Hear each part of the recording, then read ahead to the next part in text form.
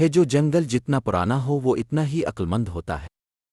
ایک ایسا ہی جنگل تھا گھنا سرسبز پرندوں کے نغموں سے گونجتا ہوا۔ اس جنگل میں ہر قسم کے جانور بستے تھے، چالاک بندر، بھاگتے ہرن، دھیمے ہاتھی اور الفاڑتی ہوئے خوبصورت پرندے۔ اسی جنگل میں ایک پرانا برگد کا درخت تھا جس پر ایک فاختہ رہتی تھی جس کا نام نور تھا۔ نور نہ صرف خوبصورت آواز والی فاختہ تھی بلکہ جنگل کی سب سے عقلمند پرندہ بھی مانی جاتی تھی۔ ہرن ہوں یا کوے، بندر ہوں یا طوطے، سب اس سے مشورہ کرتے اور اس کی رائے کو مانتے۔ نور ہر صبح سورج کی پہلی کرن کے ساتھ پر پھیلائے اڑتی جنگل کا جائزہ لیتی اور ہر درخت پر جا کر دوستوں سے ملتی۔ وہ سب کو محبت، برداشت اور ہوشیاری کا سبق دیتی۔ ایک دن صبح سویرے نور نے جنگل میں کچھ عجیب دیکھا۔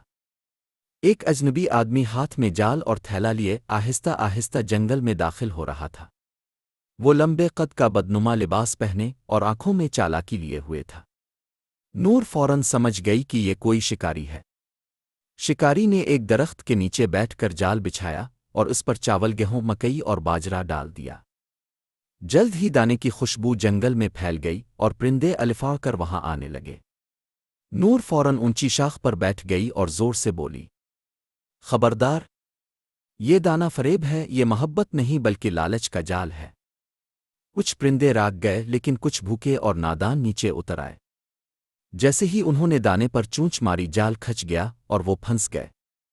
شکاری ہنستا ہوا آیا۔ اگلے دن سورج نکلنے سے پہلے ہی شکاری دوبارہ آیا۔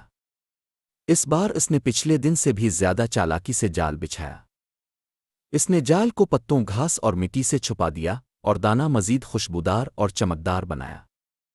پرندے پھر اکٹھے ہونے لگے لیکن اس بار نور نے پہلے سے تیاری کر رکھی تھی۔ وہ درختوں پر اڑتی پھری اور سب پرندوں کو خبردار کرتی رہی، یہ دانے کی چمک تمہیں دھوکہ نہ دے، جال نیچے چھپا ہے، اپنی زندگی بچاؤ۔ کچھ پرندے راگ گئے لیکن شکاری کا جال بہت مہارت سے چھپا ہوا تھا۔ چند بھولے پرندے پھر پھنس گئے۔ شکاری نے نور کو دیکھا اور دل میں بولا، یہی ہے میری ناکامی کی وجہ، کل میں اس کو نشانہ بناؤں گا۔ تیسرے دن شکاری نے ایک نیا حربہ آزمایا۔ اس نے جال کے پاس ایک نقلی فاختہ بٹھا دی جو مٹی اور پاروں سے بنائی گئی تھی تاکہ پرندوں کو یقین ہو کہ کوئی خطرہ نہیں۔ یہ منظر دیکھ کر کچھ پرندے دوبارہ نیچے جانے لگے لیکن نور نے فوراً بھانپ لیا۔ وہ اپنے ساتھ دیگر فاختاؤں، میناہے اور طوطوں کو لے آئی اور سب نے مل کر آوازیں نکالیں، یہ فاختہ نہیں، فریب ہے، دشمن کا بہروپ ہے۔ شکاری غصے سے پیچ و تاب کھانے لگا۔ اس نے دل میں سوچا کہ اب اسے نور سے چھٹکارا حاصل کرنا ہی ہوگا۔ نور جانتی تھی کہ صرف خبردار کرنا کافی نہیں۔ اس نے جنگل کے تمام پرندوں اور جانوروں کی ایک میٹنگ بلائی جسے جنگل کی عدالت کہا گیا۔ سب جمع ہوئے، ہرن، بندر، لومڑی، ہاتھی اور سب پرندے۔ نور نے کہا، اگر ہم نے مل کر کچھ نہ کیا تو شکاری ہمیں ایک ایک کر کے لے جائے گا، ہمیں مل کر ایک منصوبہ بنانا ہوگا۔ بندر نے کہا، ہم اس کے جالوں کو برباد کر دیں۔ لومڑی بولی، ہم اسے جنگل میں داخل نہ ہونے دیں۔ ہاتھی نے کہا، میں اسے اپنے پیروں تلے روند دوں گا۔ نور نے سب کی باتیں سنیں اور کہا، ہمیں طاقت سے نہیں، عقل اور اتحاد سے کام لینا ہوگا، ہم اسے جنگل میں ناکام کر دیں گے۔ اگلے دن نور اور اس کے ساتھیوں نے شکاری کے ہر اقدام پر نظر رکھی۔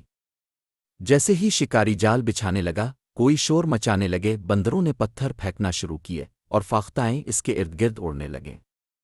شکاری پریشان ہو گیا، وہ جہاں جال ڈالتا پرندے وہاں شور مچاتے۔ اسے نہ دانہ بچھانے کا موقع ملا نہ پرندے قریب آئے۔ شکاری نے آخری بار کوشش کی۔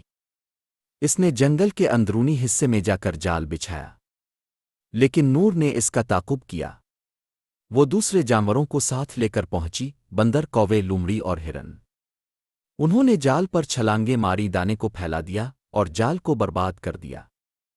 کووی نے شکاری کے سر پر چونچیں ماری، بندروں نے اس کی تھیلی کھینچی اور لومڑی نے اس کے کپڑوں کو چبایا۔ شکاری گھبرا کر بھاگ نکلا اور ہمیشہ کے لیے جنگل چھوڑ دیا۔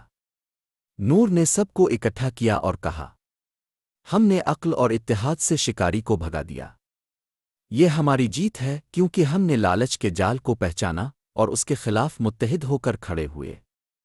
ہاتھی نے نور کو مبارکباد دی اور اعلان کیا، آج سے نور کو عقل کی ملکہ اور جنگل کی محافظ کہا جائے گا۔